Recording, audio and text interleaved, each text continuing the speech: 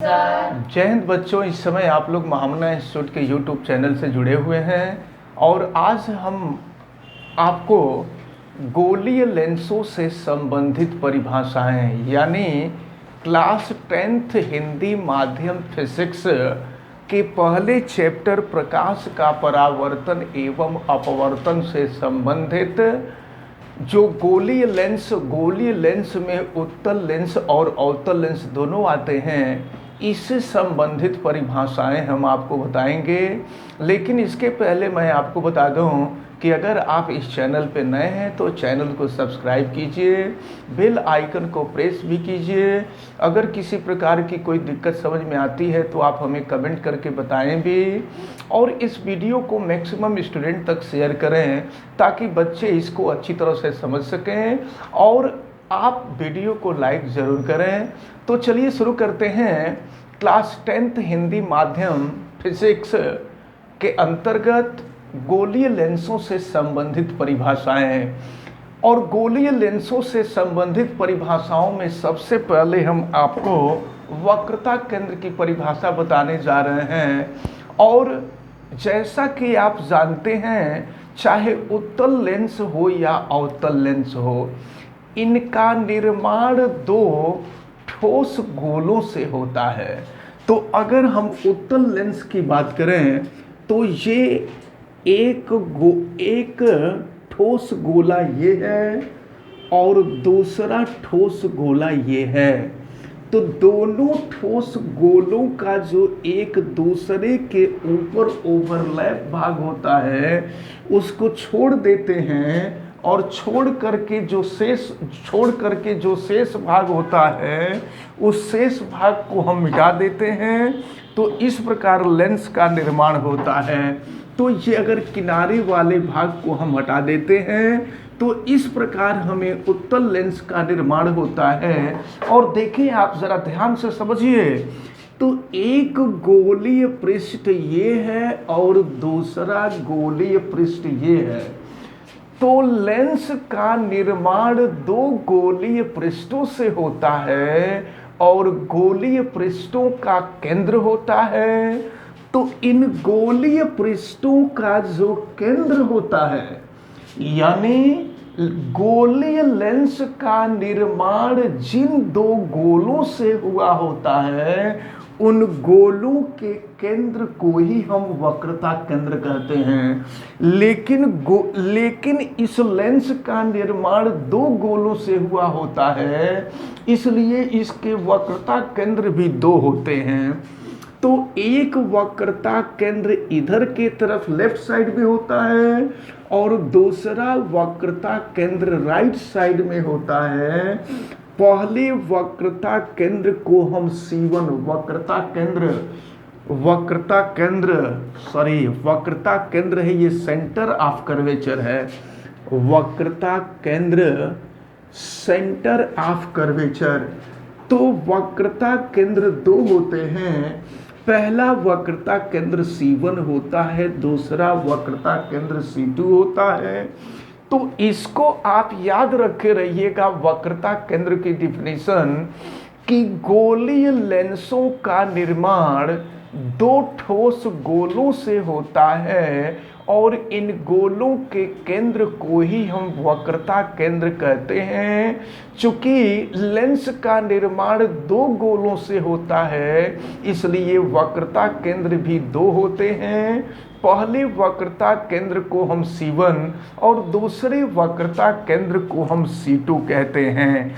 तो ये वक्रता केंद्र रहा और यहाँ पर ये उत्तल लेंस था, ये उत्तल लेंस का वक्रता केंद्र रहा। अब इसके बाद अगली डिफिनीशन हम लोगों को देखना है, और ये है मुख्य अक्ष। जो दूसरी डिफिनीशन हम लोगों को देखनी है, दूसरी डिफिनीशन है मुख्य अक्ष। मुख्य अक्ष को हम कहते हैं प्रिंसिपल एक्सिस। मुख्य अक्ष, प्रिंसिपल एक्सिस। तो अब जरा ध्यान पूर्वक देखें कि गोलीय लेंसों का मुख्य अक्ष क्या होता है। पहला वक्रता केंद्र C1 था, दूसरा वक्रता केंद्र C2 है। तो C1 और C2 को मिलाने वाली जो रेखा होती है, C1 और C2 को मिलाने वाली रेखा को ही हम मुख्य अक्ष यानी प्रिंसिपल एक्सिस कहते हैं। तो अब इसके बाद हम लोगों को अगली परिभाषा जो देखनी है, तो अब हम लोग देखें प्रकाशिक केंद्र। गोलीय लेंस का प्रकाशिक केंद्र क्या है? तो गोलीय लेंस का जो केंद्रीय बिंदु होता है, तो केंद्रीय बिंदु इसके ठीक बीच में होता है। गोलीय लेंस के केंद्रीय बिंदु को ही गोलीय लेंस का प्रकाशिक केंद्र यानी ऑप्टिकल सेंटर कहते हैं, और इसको O से प्रदर्शित किया जाता है। और इसके बाद तो अब गोलीय लेंस के द्वारक की डिफिनीशन देखा जाए कि द्वारक क्या है। तो गोलीय लेंस की जो वृत्ताकार रूपरेखा होती है, अगर इधर से इधर के तरफ बढ़े तो एक वृत्ताकार रूपरेखा होगी, इधर के तरफ आए तो भी वृत्ताकार रूपरेखा होगी। इस वृत्ताकार रूपरेखा का जो व्यास होता है उसे ही हम गोलीय लेंस का व्यास यानी कि द्वारक कहते हैं। तो अब हम लोग गोलीय लेंस के मुख्य फोकस की डिफिनीशन देखेंगे और देखें मुख्य फोकस की डिफिनीशन क्या होती है। ये उत्तल लेंस है और ये उत्तल लेंस का मुख्य अक्ष है। जरा देखें, मुख्य अक्ष के समानांतर चलने वाली प्रकाश की किरण अपवर्तन के पश्चात मुख्य अक्ष के जिस बिंदु को काटती है उस बिंदु को ही मुख्य फोकस यानी गोलीय लेंस का मुख्य फोकस कहते हैं। एक बात मैं आपको बता दूं कि फोकस चूंकि दोनों तरफ ये जो है उभय उत्तल लेंस होता है, इधर के तरफ भी उत्तल होता है, इधर के तरफ यानी बाईं ओर भी उत्तल होता है, दाईं ओर भी उत्तल होता है, इसलिए इसके भी दो मुख्य फोकस होते हैं। एक मुख्य फोकस दाईं ओर होता है और देखें ये जो मध्य वाला बिंदु है ये ऑप्टिकल सेंटर कहलाता है। तो O से जितनी दूरी पर F होता है बाईं ओर उतनी ही दूरी पर एक और F होता है। और याद रखे रहिए ये बाएं वाले को हम F1 कहते हैं, दाएं वाले को F2 कहते हैं। तो देखें F1 और F2 दोनों को प्रथम मुख्य फोकस कहा जाता है। ये F1 और F2 लेंस के दोनों प्रथम मुख्य फोकस कहते हैं। अब अगर उतना ही डिस्टेंस लेकर के, जितना डिस्टेंस यानी जितनी दूरी O से F1 की है, अगर उतनी ही दूरी लेकर के और बाईं ओर आ जाए तो इसको हम 2F1 कहते हैं। और इसी तरह से जितनी दूरी F2 की है, अगर हम F2 से उतनी ही दूरी लेकर के हम दाईं ओर आ जाएं तो देखें ये F2 है और उतनी ही दूरी लेकर के हम दाईं ओर आ जाएं यानी ये 2F2 हो जाए।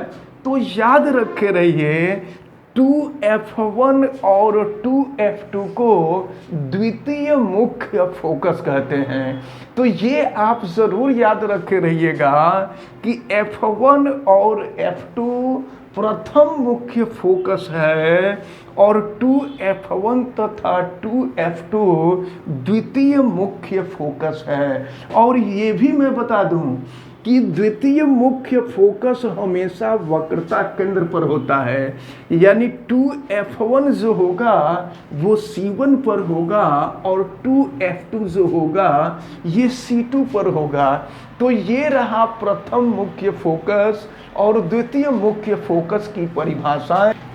अब हम लोग देखते हैं कि गोलीय लेंस की फोकस दूरी क्या है। ध्यान से समझें, ये प्रकाशिक केंद्र से फोकस के बीच की जो दूरी होती है, प्रकाशिक केंद्र से प्रथम मुख्य फोकस के बीच की दूरी को फोकस दूरी कहते हैं, और फोकस दूरी को स्मॉल एफ से प्रदर्शित किया जाता है। तो याद रखे रहिए, फोकस दूरी दाईं ओर भी होता है और फोकस दूरी बाईं ओर भी होता है, लेकिन ये आपको दिमाग में रहना चाहिए कि दाईं ओर की फोकस दूरी धनात्मक होती है और बाईं ओर की फोकस दूरी ऋणात्मक होती है। तो आज हम लोगों ने देखा गोलीय लेंस यानी उत्तल लेंस और अवतल लेंस से संबंधित महत्वपूर्ण परिभाषाएं। इसके बाद जब अगला वीडियो हम लोग देखेंगे तो उसमें हम लोग देखेंगे कि गोलीय लेंस के द्वारा प्रतिबिंब का बनना, और गोलीय लेंस के द्वारा प्रतिबिंब के बनने में सबसे पहले हम लोग देखेंगे कि उत्तल लेंस के द्वारा कैसे प्रतिबिंब बनता है, फिर अवतल लेंस के द्वारा कैसे प्रतिबिंब बनता है। इन सब का हम लोग अध्ययन करेंगे। हमें उम्मीद है कि आज आपको जितनी भी डिफिनीशंस बताई गई हैं, सभी डिफिनीशंस आपको अच्छी तरह से समझ में आई होंगी। आप वीडियो को लाइक ज़रूर कीजिएगा। चैनल पे आप नए हैं तो चैनल को सब्सक्राइब भी कीजिएगा। आप बेल आइकन को प्रेस कीजिएगा ताकि वीडियो की सूचना आप तक हमेशा पहुंचती रहे। और अगर किसी प्रकार की कोई दिक्कत समझ में आती है तो आप हमें कमेंट करके बतावें। आप सभी लोगों का बहुत बहुत धन्यवाद। जय हिंद।